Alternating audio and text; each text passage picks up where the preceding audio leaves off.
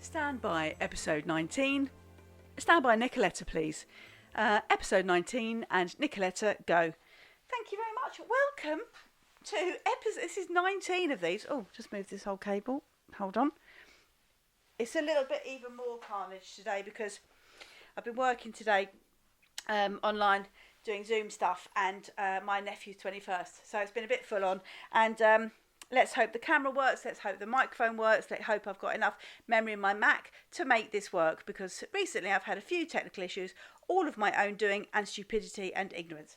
Right, okie dokie, hope you're all well. Well, have I had some, I'll just move this. Oh, what am I doing? I'm getting out of sync. Just going to move Liz. I'm going to have some more pictures as well. I've got to splash the clarions on because people like that. And I smell nice for one part of the day, because who cares about that? Oh, nearly smashed the bottle.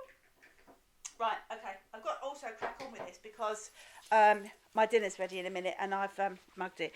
Okay. So, first of all, I've had some excellent emails. Did I bring... knickers. I don't think I brought Philippa's one. I'll have to see if I can do it without turning the computer off, my phone off. Anyway, I'll start with this one. Guess who? The Commodore. The Commodore. Better start doing this as well. I've got to remember to keep doing this because this email really makes me laugh. Okay, dearest darling Julia, you all know that's how he rolls. Okay. During my career, like you, I have worked in many dictatorships all over the world. My list would include Qatar, Russia, Dubai, Azerbaijan, China, Saudi Arabia and Wales. In the course of your travels, which would you say has been your favourite despotic nation? Well, let's have a think. I think, because he was a fairly homely despot, is Azerbaijan. Because we had a nice time there, didn't we? And I think Baku we liked, didn't we? And people were like, well, it's hard to say it because the people, everywhere we go, the people are, I have to say, lovely. But I think you might need to speak to Gemma about calling Wales a despotic country. I think you are pushing for a fight there with a beautiful Welsh girl, which I wouldn't doubt you for. I wouldn't, obviously get it wrong for. I can't speak tonight. What is the point of me even recording this? Who cares? So I would say Azerbaijan and yes. Yeah, I like that one. So it's a very good question, Drainage. Commodore, sorry. But although we did in China, when we went to China with you, Commodore, if you remember, you were a bit of a hit out there, weren't you? Because we were working out there, and then because you were about the only black guy out there in China at that point, it seemed like, when we went to a rehearsal space, we were watching a rehearsal, weren't we? And then at the end, we heard thousands upon thousands of bells going ching, ching, ching, ching, ching, ching, ching, coming towards us. They got louder and louder and louder, right? And essentially, you were totally and utterly mobbed. And we were trying to get in the minibus, but you were having photographs taken. Thousands of girls basically were in their costumes. And I'm not joking when I say thousands. They ran from, it came like a kind of low, ding, ding, ding, ding, got louder and louder. And then we were surrounded, the minibus was surrounded, and everybody was having their photograph taken with a Commodore. Like photographs taken. It was like a boy band, but just one member. And it was absolutely hilarious because, it started off saying, oh no, it's okay, I won't do that. And then turns out it was like taking pictures. It was like Harry Styles. he was like Harry Styles. It took ages, and in the end, he had to say, we were there ages. We sat in the minibus. We had a little bit of drink and all stuff, waiting for him to sign photographs and not photographs. It was stupid. Just sign bits of paper they had, or just have photographs taken with him. Right? He was literally posing for ages. In the end, it was brilliant because do you remember, Commodore? You went, that's enough. I've got to go. And you sort of said, no, I've got to go. And the girls were absolutely bereft because you were so handsome. Well, you still are handsome. I said that in the past tense, begs. And yeah, so you presumably like China the best because of your sort of reputation out there with the ladies. It just came to me today when I was thinking about that. I do have an email from Philippa. And Philippa, we mentioned the other day, and you said that her boyfriend was after you. It's lies, absolute lies. And but I will read out that email, which was very nice and pleasing, and she had a couple of great, cracking questions, but I didn't bloody print it out. And I daren't. I tell you why. It's on my phone, but I daren't touch my phone because last time I did that to look at something, I switched the camera off, and then my life is wasted. Sitting in the shed at the end of my garden on my own talking to myself and having to do it again is pointless. So I'm not even going there, but I will read that out tomorrow. But I'm very, very thrilled. My 51st subscriber is that beautiful girl, friend of Dwayne, Commodore. And yeah, so hurrah. Right, I've had the one from Slokes, from Steve in Australia. You know, the one who dresses up, he's got internet teeth and he's a bit gummy and they've had new ones sent to it. Right. Hi, Ju.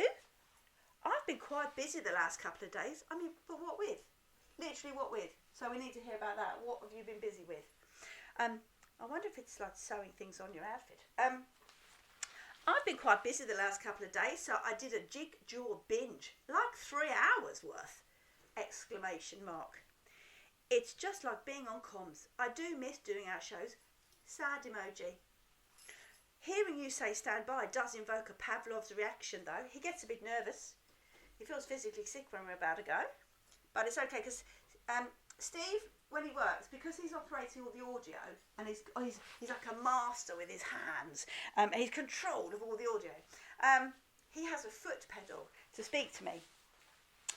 So when he's talking, he presses this foot pedal, and what's brilliant is, I might say, Steve, and he thinks he's chatting away to me with his foot pedal, turns out he's not pressed it, or he's pressed what he thinks is his foot pedal, and it's something else.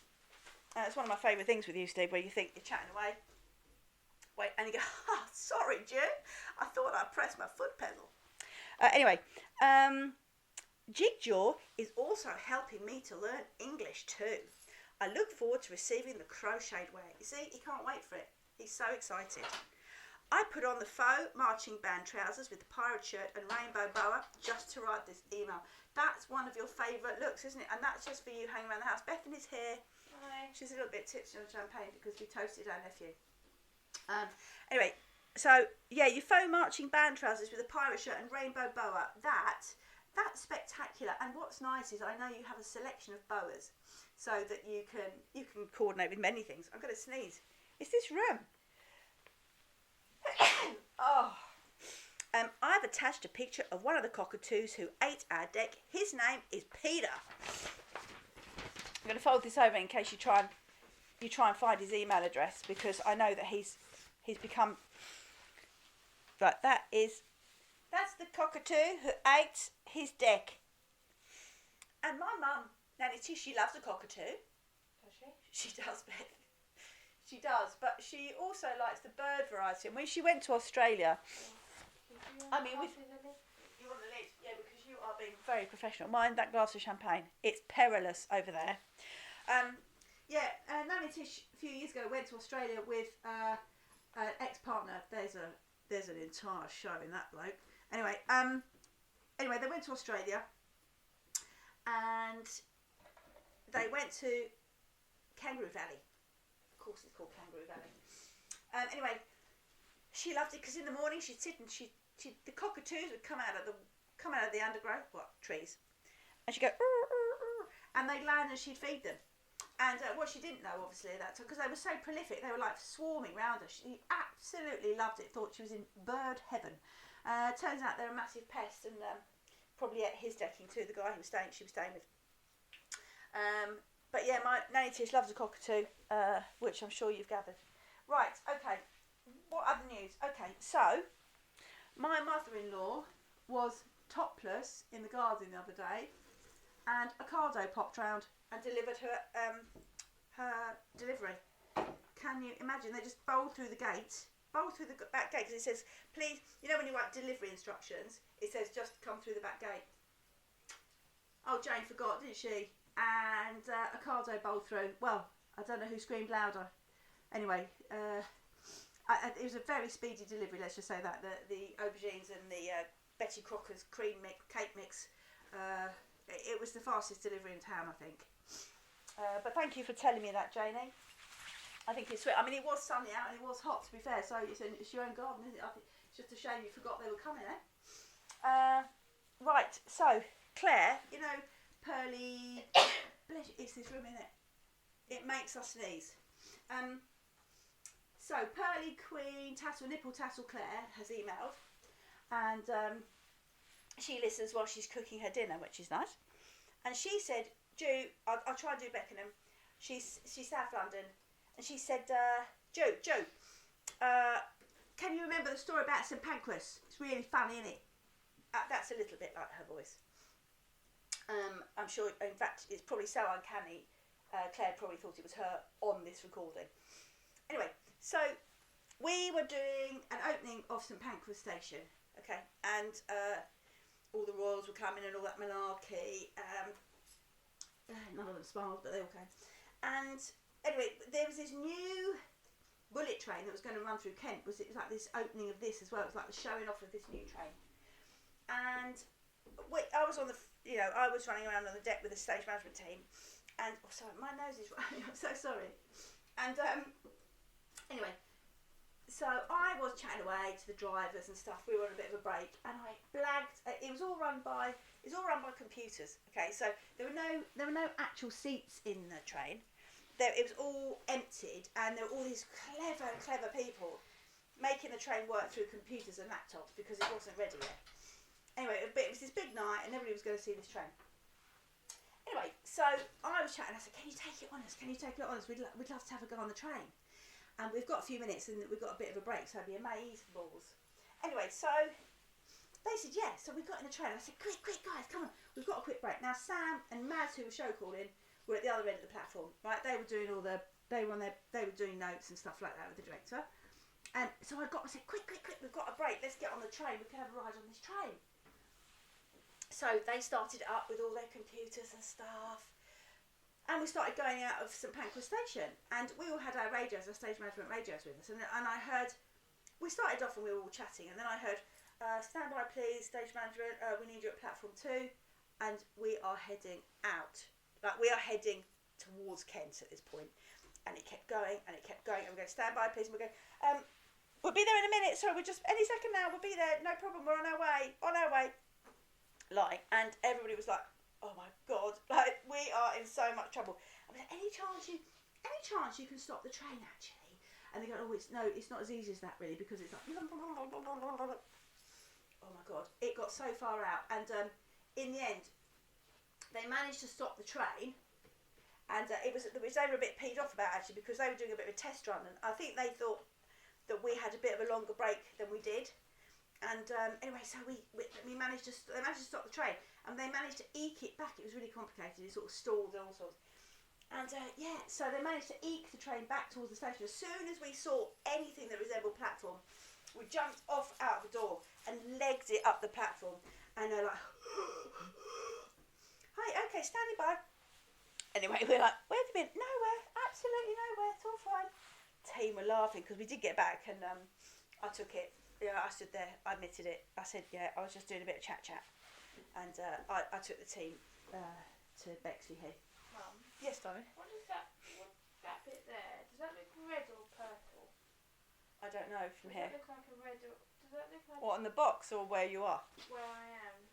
Hold on, I just try and desperately not to tread in, because every time I move I Does turn it look something. like purple? Does it look No. like that colour? No. Oh, yes. Try it. Yes. Good work, young lady. Excellent. Is that over there? Yeah, you are like Dwayne, and the Commodore's completely right about you. You are smashing this. Right, so just so you know, we took Nanny Tish a dinner round yesterday. She loves that, opening the front door and discovering it. We did, barbecue chicken, didn't we? Skewers with a nice bit of lamb, salad, and potentially she nearly passed out with excitement when she opened that door. And exciting, because we all know, if you've been listening properly and not jumping around the episodes, that you will know that she loves Bon Maman jam, marmalade, all of that posh stuff. So Matty found Bon Maman yogurt. Oh, I think she just couldn't believe it. It had a little bit of peach. So I know a couple of people said, "What has your mum had for dinner?" And that was it. It was plastic, so she can't recycle that in the bottle bank. So she'll find other things to take up next week. A Maori has messaged to say that we were talking about my mate who went to New Zealand, middle-aged man, and had all sleeves, Maori sleeves, tattooed on, right? I thought he was joking, turns out he didn't, and I had to pretend I do really like them. But I always laugh when people go to other places and have something very indigenous when you're not indigenous, when you bowled up for a 2-week holiday, do you know what I mean? That sort of stuff. Anyway, a Maori has emailed to say that they have an indigenous Essex tattoo. It says Lakeside Thurrock. Oh, actually, that turns out to be an enormous lie that I made up. Nobody from New Zealand has ever had that tattooed on their arm, even if they did like the lakeside or the blue water. I found Matty watching YouTube yesterday, and I had to write a note of what he was watching rather than chatting to me, and it was called Ultimate Handyman. That's what he was watching, Beth. He was watching Ultimate Handyman. He looked like he was loving it, and we totally lost him to it. There's a lot of brickwork, Beth, in this. I might have to do piles of coloured brickwork because we need an area for brickwork. Look, that's darker than that. We need more edge pieces. We do. They will appear at some point. But look, let's get a brickwork pile, shall we? See, look, they're different colours immediately, and they're green ones. And let's do brickwork. I think that's a little plan. Here we go. That'll please fiance Zoe that we're getting a system. Because fiance Zoe down in Devon. Oh. And she sent me a picture of her finished jigsaw, like a little bit gloaty. A little bit gloaty. It's called fiance Zoe. Yeah, you've not been listening. So I have been listening, I just didn't. Didn't pick it up. And also, when you start what? this, what's Nicoletta? Nicoletta is someone that I work with all the time, and if she's on a job with us, it's just one of those hilarious jokes that we do, and people are confused as to why I'm doing it, and it became a bit of a thing that I would always say it, and people never knew why, and nor does anyone really. It's for no apparent reason. A bit like this entire event. I thought it was something special or important. No, it's just the name of a dear friend. Okay. Right, so the guest list of when lockdown finishes, I'm building up a nice little guest list of people who are going to come and sit in here, help me with this. We're going to sort this shed out, and you're going to come and chat. So if you do want to come and chat, you don't have to have fascinating stories. Send us an email. Oh, right, Beth. Yeah, be in touch. If you want to come and help us. Yeah, send us an email, and then what we'll do is we'll just chat. So some people have emailed, and it's very exciting. I can bring you guys cups of tea and cookies and shortbread. You can. I don't want you to think that the Karcher over here is product placement. It's just in the way. I'm going to have to sit down. Right, you go with the 3 glasses of champagne. Yeah. Lovely. Bye, everybody. She's gone. We were just on a Zoom for my nephew's 21st, as I said, and we were all chatting away and sort of laughing, and then Bethany went into quite a lengthy description of the she works at a theatre, and quite a big health and safety issue with the amount of steps to climb out of if there was a fire in a particular theatre. And it was good because 2 glasses of champagne had gone in pretty quick, and the story was, it was quite prolific, the description of, imagine if you were trying to get out of this particular theatre in a fire, there are this many steps. So I've emailed everyone involved in that course, and if you want to continue that, Bethany's on her 3rd or 4th glass of champagne, and she's happy to continue with the health and safety issues arising. Haven't heard back yet. When we were talking about college today, because I was talking to lots of college students, and I was laughing because when I was at college with my dear friend Laura, who had the clicky briefcase and the pencil skirt, and I've got a letter that I wrote to her applying for a job that she was advertising, when she was applying for, she was advertising for people to work for her, and I was working with a friend of ours, and I did a mock application, and I'll send you it was relatively abusive, the letter, but she found it, and she's emailed. I will do that, but so she probably interviewed everyone in a pencil skirt. Anybody who had a pencil skirt on and a briefcase, you were probably just naturally in. But when we were studying stage management, we had this hilarious tutor came in. I think it was somebody who'd actually never worked in the industry but pertained to, and said, "Oh yeah, I'll teach those kids." And she told us, and we had an entire lesson on how apparently you never use real coins on stage, right? Well, it transpires a lie, but we spent an entire lesson crushing up milk bottle tops into coins, and I remember doing that for absolute ages, knowing that I used to sit there going, this is absolutely rubbish, and also nobody would know what a milk bottle top is now, because they're so outdated, aren't they? So for people who are younger, or don't have to be a lot younger, basically a milk bottle, you used to get milk delivered, it came on your doorstep, right? And glass bottles, I know, so old fashioned, glass bottles, and they had silver foil on the top, which sometimes blue tits used to, it was a bit of a thing in our area that the blue tits used to drink the milk in the morning, tap, tap, tap. Anyway, so she made us spend the whole day crushing up milk bottle tops into coins. Utter rubbish. But, we were paying money to do that course, and we got taught that. The same year, or the same week probably, we got taught that you never use real weaponry on stage. I mean, you never use real knives, obviously, but blunted instruments. They said, you never use real metalwork on stage, okay?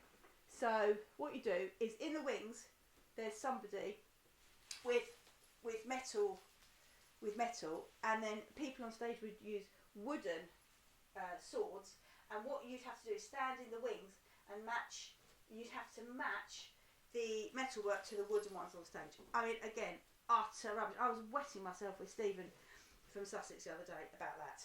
I mean, in between worrying that his towels hadn't come quite up to scratch, because his partner does the best fluffy white towels in the business. So yeah, we spent an entire thing. So imagine you're on stage as an actor doing, a sword fight. I'd be in the wings trying to smash my two bits of metal together to try and match your wooden ones. It's absolute rubbish. Absolute rubbish. And also the same props tutor taught us that you never had food on stage, like you never used everything was made out of mashed potato. I really remember this really clear. It really made me laugh in bed. Like I had to write it down as a note. And the mashed potato thing, and so they said you make everything out of mashed potato, right? So I spent entire bloody afternoon making tuna out of mashed potato, like colouring it so it looked like a tin of tuna. Honest to God, shut up. And I can honestly say, in my entire career, I never had to make anything out of mashed potato, not even mashed potato. So some people are taught a right load of rubbish, aren't they? Now let's get a few of these bits turned over. I haven't heard from Nathan and Andrew, but maybe they're just a bit concerned about what's going on in the window or lack of. So I'm looking forward to hearing from that. RG from Hungary, Australia. Apparently Nathan has, although I say that, but I did hear that Nathan has seen her in the shop Suzanne, because lockdown's easing over there. Argy, her favourite shop is Suzanne in Sydney. I don't know it, but it's been duly noted that there is a shop called Suzanne, and I think Nathan's been on the hunt for her, particularly because I think the sleeves, I think he got really embroiled in the whole ornate sleeve thing, and I know that he would like that, and possibly for his own little shop. I've also hilariously got some other notes on my phone, but I'm so, as I say, absolutely bloody terrified of touching my phone. in case I switch the camera off. So now I have some more notes, but I can't read them. What's a buffoon? So although it looks like I'm not doing very much on this, I think I am. I'm creating piles, and I'm sure that I'll get notes. I'm sure that I'll get notes on all of this situation. Quite vehement ones. People are pretty brutal. It's like being trolled, but by your own friends. What's awful is I now know who my trolls are. There is no hiding behind an email address or anything. It's literally people go like the Commodore. It's abysmal, but I'm addicted. Like other people, like it's atrocious. But and I know today, like there's even more rubbish. Like the dog's come in now. She's lying there half dead. I had a busy night with them last night. Because of my snoring, I'm still sleeping in the little room. Because my snoring, again, is so disturbing for Matt that I'm sleeping in the little room. But the problem is this Whippet here, this old girl, since lockdown, she's become absolutely obsessed by me. Because I don't know whether she doesn't feel very well or she just wants to be with me. Anyway, so I have her in the room with me. And then the other one was like not having a bit of being out of my sight last night either. So I'm in a single bed, smallest room in the house, sleeping in a tiny bed with two whippets. One on the bed with me, which before I had dogs I would have gone, yuck, but they're whippets and they like to spoon. And the other one, she got up at 3 in the morning going, right, what do you want? So I'm up at 3. I'm absolutely knackered, I won't lie. So I didn't have a very good night's sleep, but half of it is like I wonder if she was going, I can't stand her snoring. And she is pretty deaf, but maybe I just like tipped her over the edge. But as long as Matt's having a nice sleep on his own after watching Ultimate Handyman. But listen, I'm going to love you and leave you because I know that Inga Svensson, the landlady of Hove, finds this most pleasing, the general touching of these little bits. But I am going to finish for this evening, and then I'm going to crack out another one tomorrow, and then hopefully I'll have my notes which woke me up. I have to write, but I'm going to jiggle. I'm going to jiggle my bangles, and I love you all very much. Stay well, stay healthy, stay wet wipe, stay Dettol, and stay hygienic. Lots of love. Bye.